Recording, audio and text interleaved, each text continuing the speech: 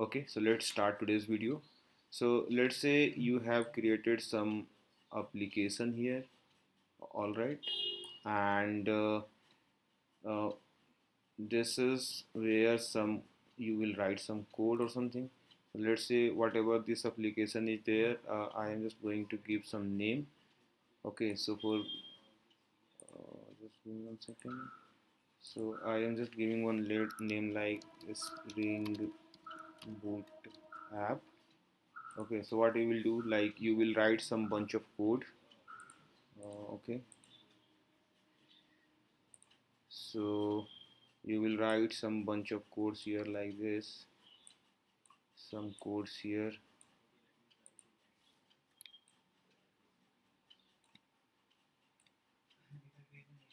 Okay, so let's say these all are some codes written here. Okay, so these are all, let's say these are all codes. So so this code mostly it will be your repo, right? So how will you push to the GitHub? Okay, so for that you must be using something called Git. So nowadays this is very famous here. So we will use the Git tool. Okay, so where you will push? So you will push somewhere into the,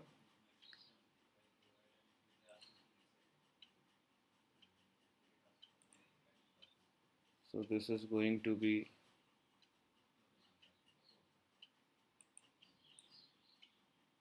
let's say this is GitHub or GitLab, some clouds where you are pushing the code.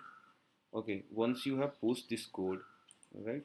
So once you have pushed the code, what will happen? There will be a lot of persons who will be working simultaneously. So let's say there are three persons who are working here. One, two, three. So what will happen?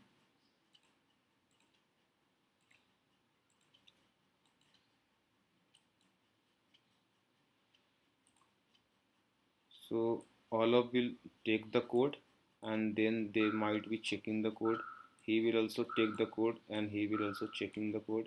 He will also take the code and he will also checking the code. Okay. So let's say these are all collaborators. So collaborators, I mean, like let's say call this C1 and he is C2 collaborator and he is C3 collaborator.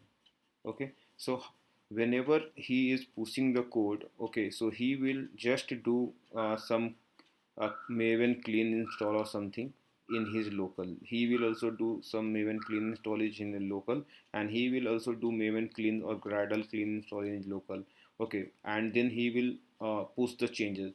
But as a admin or who is the reviewer, okay, so as a reviewer or admin, how will you make sure like whatever the code he is pushing, that code is correct or not correct, right? So for doing that, we need some kind of tool. Okay, so that will basically, while CI continuous integration, it will check your code. So for the doing the CI continuous integration, we have some tool in market. Basically, those are that is like Jenkins. So Jenkins also do it, but for the Jenkins, like you have to first install a lot of command in Jenkins server, and then you have to install those commands. Okay, like in Jenkins plugins, basically, so that you can give the remote commands. Okay, so first of all, you need one server, so that will incur some kind of cost for you.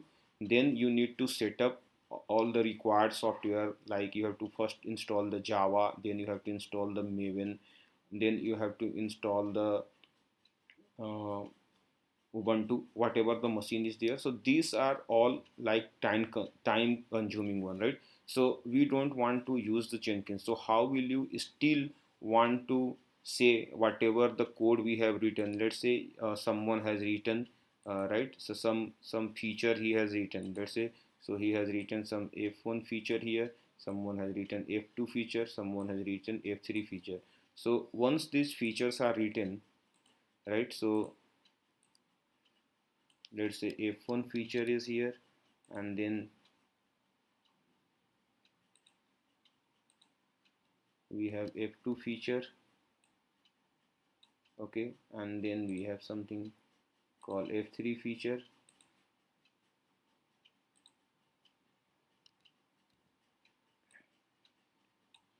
Okay, so whenever someone C1, C2, C3, all of these are pushing the code, so these features I want to make sure like whatever the features are there, all are basically always working correctly. There is no flaw happening. Okay, so like test case should not break, code quality should not be breaking.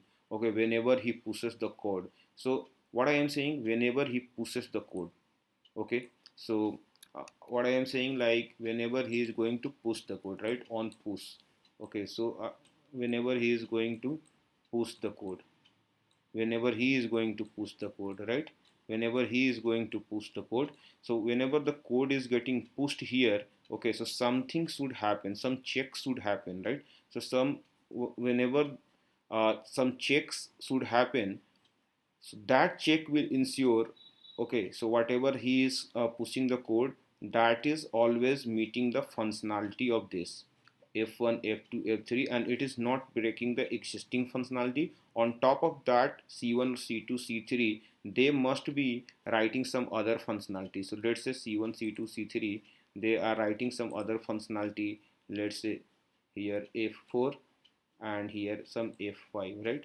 So these also functionalities should not be breaking.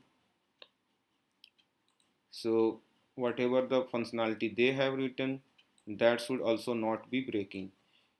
Okay, so this is one thing we have to ensure.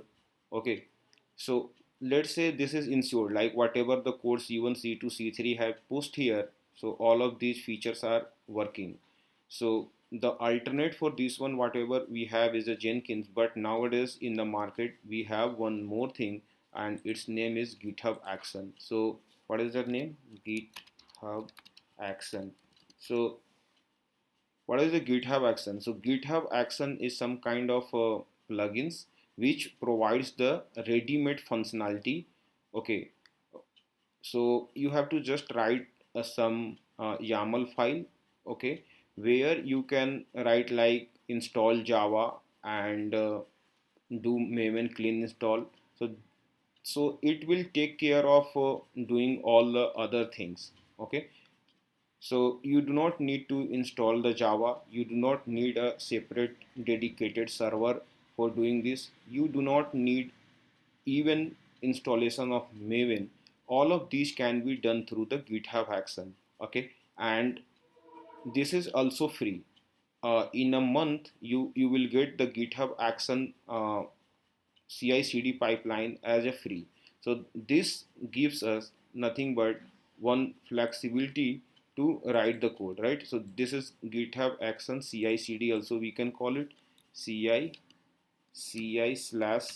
So what is CI and CD? So CI is like continuous integration. So whenever you are pushing the code, so continuous integration is happening. Integration from some person C1 is there, some person C2 is there, some person C3 is there. So they are pushing the code, and the code is getting validated against some functionality using the test case, integration test case, quality checks, scans, and all. And once it is ensured, it will be merged. That's why it is called continuous integration. So what is continuous deployment? Okay, so once the code is basically pushed, it is merged.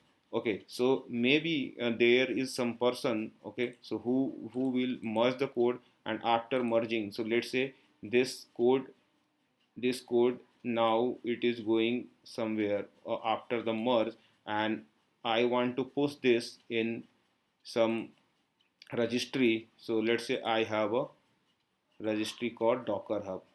All right, so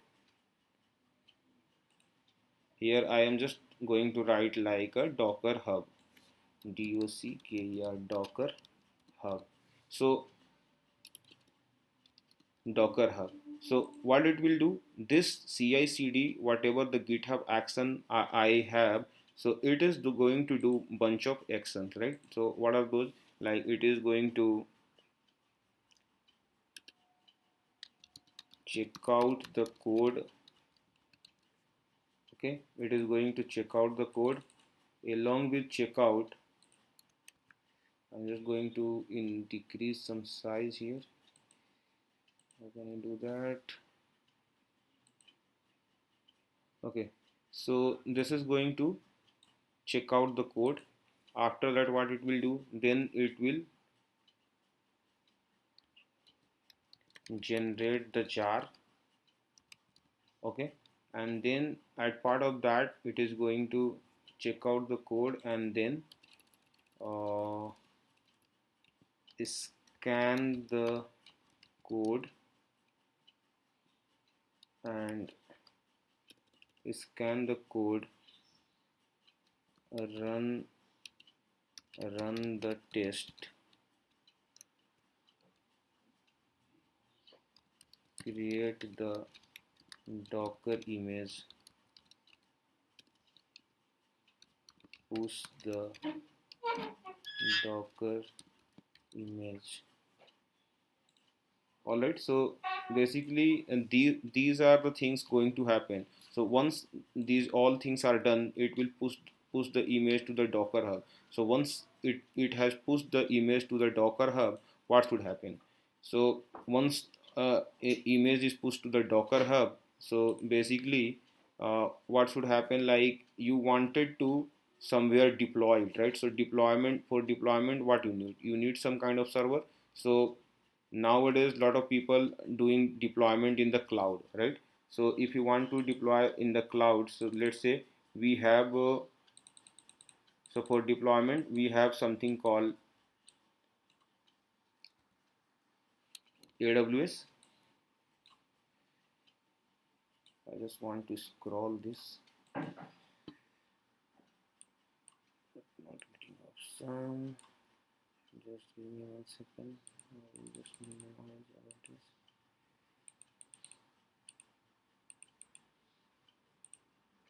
Okay, all right. So now if you see here, I have another, let's say, box. Okay, so this is going to be here. Okay, so what will be here? Here we are going to see some EC EC2 instance. So this is AWS virtual machine.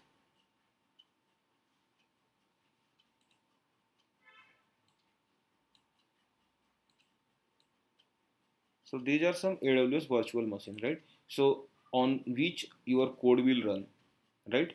So now once the code is pushed, like Docker image is pushed to the Docker hub, now your code should be deployed to these servers.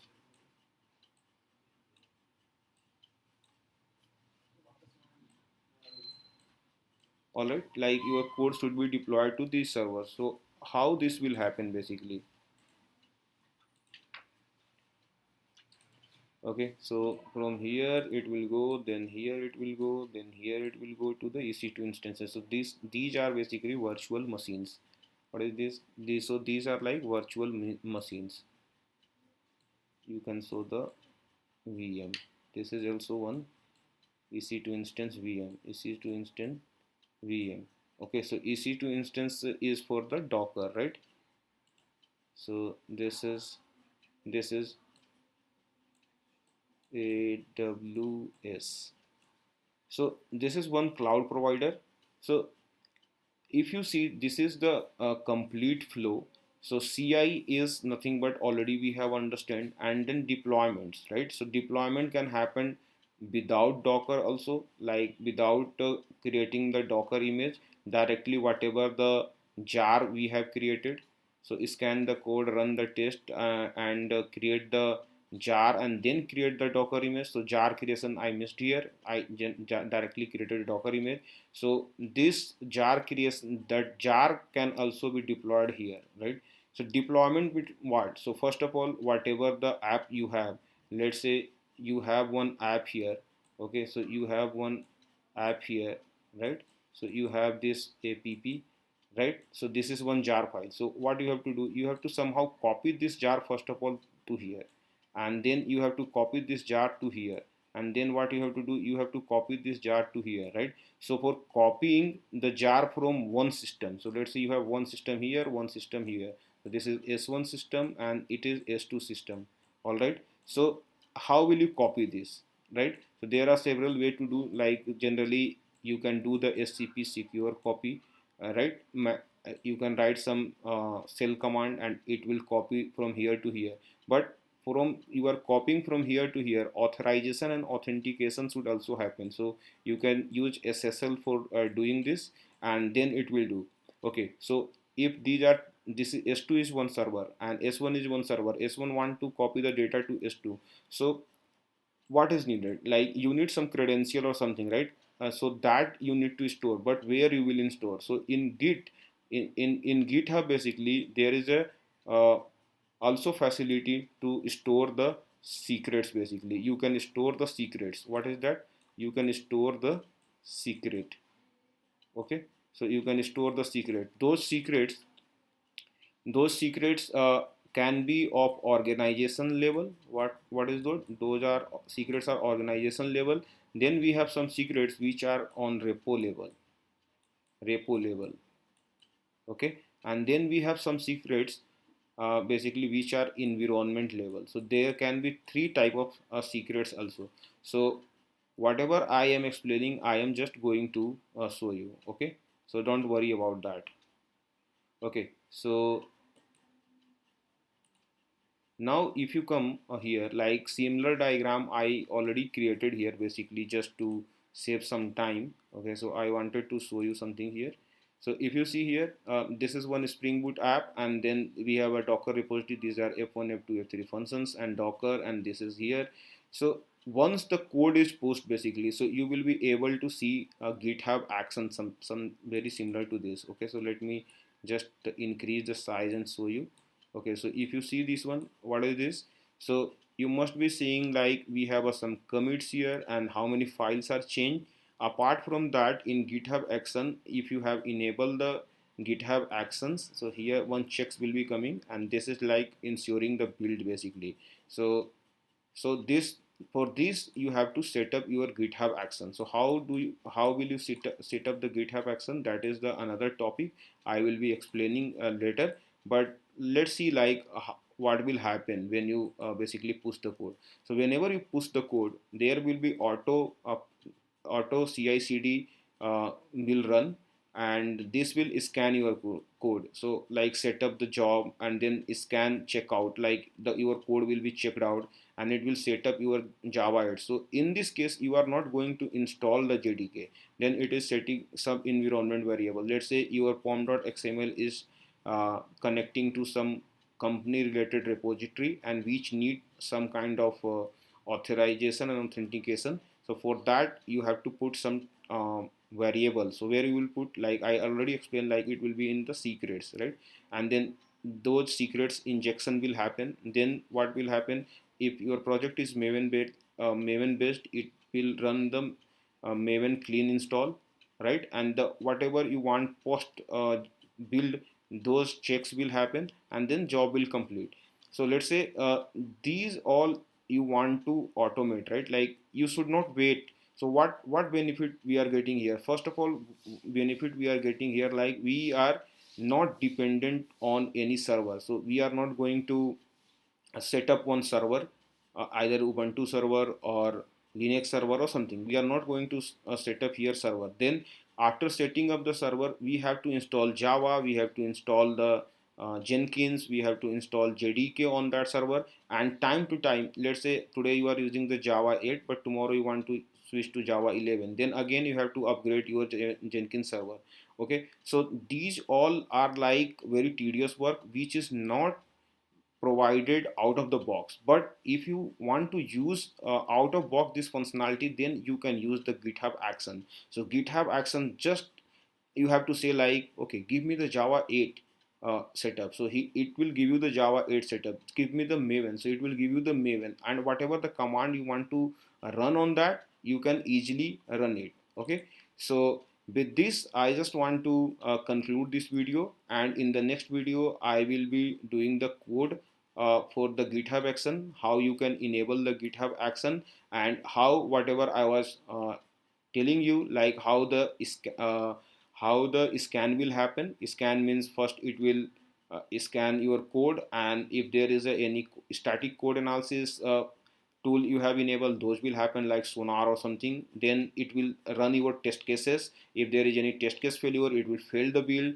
Then let's say you have some security checks, like in the previous video I have explained you the sync security scan which finds the vulnerabilities from that should happen. If everything is fine, it will generate the jar, and then it will generate the docker file, and it will push to the docker repository, and it will install it, right? So if you want to see all of this happening, and that too without worrying about the infra, okay, and as a developer, you want to use all of these as a free, okay, so please watch the next video. I am just going to explain you. This video is going to be very crucial video, because it will give you a lot of confidence. Okay, as a Java developer or whatever Python developer, you can just enable all of these very easily. You do not have to know a lot of commands. The only thing is like you have to just know some basic Python script,